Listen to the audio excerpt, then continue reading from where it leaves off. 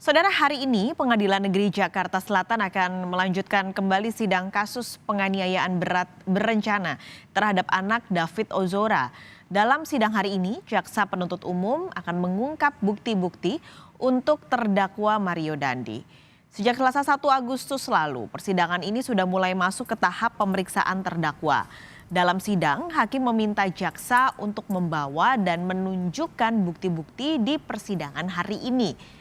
Selain itu, hari ini terdakwa Shane Lucas juga akan menghadirkan saksi dan ahli meringankan untuk mengungkap kasus penganiayaan terhadap David Ozora. Selasa lalu, pemeriksaan terdakwa Mario Dandi dilakukan langsung setelah hakim mendengar keterangan ahli meringankan dari pihak terdakwa. Ada dua ahli yang dihadirkan terdakwa Mario Dandi, yakni Natalia Widiasih Raharyanti sebagai ahli psikiatri forensik dan juga Jamin Ginting sebagai ahli pidana. Saat ditanyai soal kronologis kejadian dan mobil Rubicon yang dipakainya, jawaban Mario Dandi berbelit hingga ditegur hakim.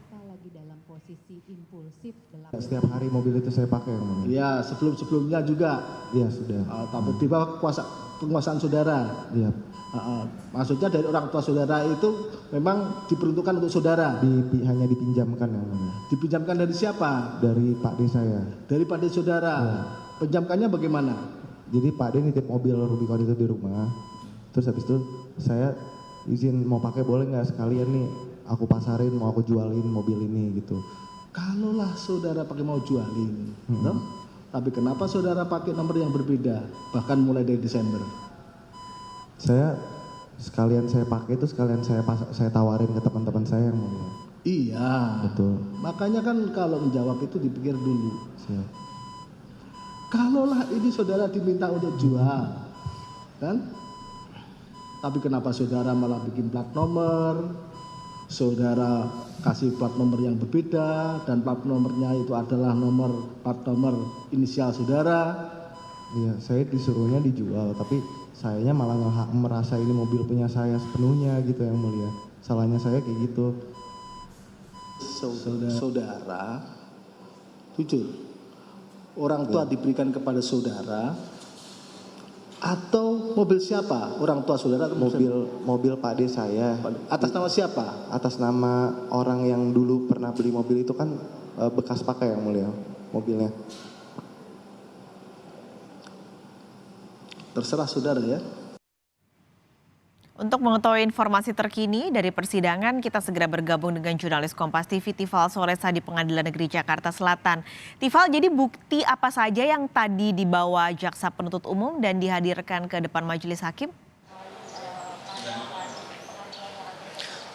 Yang paling jelas itu adalah bukti-bukti yang sudah tertuang dalam berkas dakwaan terhadap Mario Dandi Satrio yang dijerat dengan sejumlah pasal terkait dengan upaya penganiayaan berat berencana terhadap korban David Ozora. Tadi beberapa bukti yang kami perhatikan betul ditunjukkan dari Jaksa Penuntut Umum kepada terdakwa Mario bersama dengan tim penasihat hukum yang juga disaksikan pula oleh Majelis Hakim di Pengadilan Negeri Jakarta Selatan adalah HP milik para pelaku, kemudian HP korban David, kemudian plat kendaraan Rubicon yang dipakai oleh Mario dalam melancarkan aksinya begitu dalam upaya menganiaya David Ozora, kemudian foto kendaraan Rubicon itu sendiri ditambah dengan pakaian dari korban, pelaku serta STNK Rubicon. Itu yang paling jelas terlihat. Kemudian di paling awal sebelum akhirnya bukti-bukti yang tertuang dalam dakwaan ini ditunjukkan kembali kepada Mario dan tim penasihat hukumnya, dari Jaksa Penuntut Umum juga menambahkan bukti pendukung berupa bukti asuransi. Ini ditujukan untuk mendukung tuntutan yang diharapkan bisa dikabulkan kemudian sesuai dengan hasil perhitungan dari Lembaga Pelindungan Saksi dan Korban LPSK untuk menjatuhkan ganti rugi atau restitusi dari pihak terdakwa Mario Dandi Satrio kepada korban David Ozora dengan besaran 120 miliar rupiah lebih begitu. Itu untuk data bukti asuransi ini mendukung untuk bisa menggambarkan sejauh mana efek dari penganiayaan yang dilakukan oleh terdakwa Mario kepada David yang berimbas pada kesehatannya juga yang kalau kita ingat lagi dalam 1 bulan lebih bahkan mendekati 2 bulan begitu Mario, saya koreksi, David Ozora ini dirawat di rumah sakit dengan kondisi yang cukup fatal dengan mengalami kondisi cedera saraf serius begitu. Itu yang saya cermati tadi dan sidang berlangsung cukup singkat untuk Mario Dandi, hanya berjalan 15 menit lebih. Barulah kemudian tadi setelah ditunjukkan sejumlah bukti, majelis hakim yang dipimpin langsung oleh Hakim Ketua Ali Minribut Sujono memutuskan untuk dilakukan sidang lanjutan. Sidang lanjutan dijadwalkan untuk Mario Dandi Satrio adalah sidang pembacaan tuntutan dari jaksa penuntut umum yang dijadwalkan akan berlangsung pada Kamis pekan depan di tanggal 10 Agustus tahun 2023. Tidak ada keterangan yang disampaikan dari tim penasihat hukum sehubungan dengan bukti-bukti, terutama bukti asuransi yang ditunjukkan jaksa di hadapan majelis hakim tadi. Dari tim penasihat hukum kepada Kompas TV dan awak media lain juga tidak memberikan respon dan mereka tidak berkenan untuk memberikan pernyataan apapun setelah proses sidang hari ini. Setelah sidang Mario berjalan tadi langsung dilanjutkan dengan pemeriksaan terhadap saksi dan ahli yang meringankan posisi terdakwa Shane Lucas Lumbantorwan. Ini masih berjalan dan yang tengah didengar kesaksiannya saat ini adalah saksi dari kekasih Shane Lucas Lumbantorwan, Melianti Agustina. Masih perlu dicermati lagi sejauh mana keterangan-keterangan ini digali oleh tim penasihat hukum terdakwa Shane. Apakah kemudian akan warnanya atau coraknya bakal sama dengan pemeriksaan teman Shane pada pekan lalu atas nama Cio atau LCO yang berlangsung pada pekan lalu di Pengadilan Negeri Jakarta Selatan juga kala itu.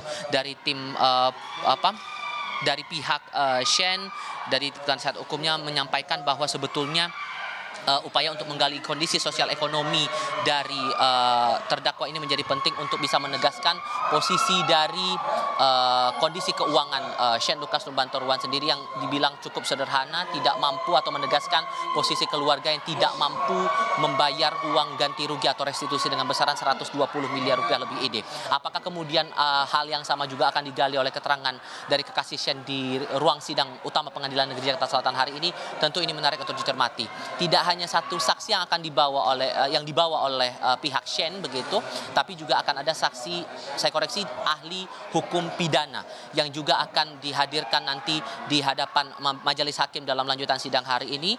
Walaupun kemudian dari pihak penasihat hukum Shane masih enggan memberikan bocoran siapa nama ahli yang akan dibawa, tapi nantinya setelah pemeriksaan ahli pidana barulah kemudian akan dilanjutkan dengan pemeriksaan terhadap Shane Lucas Lumbantorwan sebagai terdakwa. Paskalis.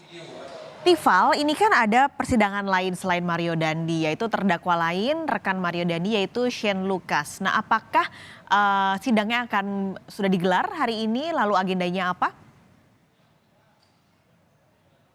Ya, sudah berlangsung dan yang paling penting di sini adalah untuk Shane Lucas Lumbantorwan menghadirkan saksi dan ahli meringankan ini adalah kesempatan terakhir.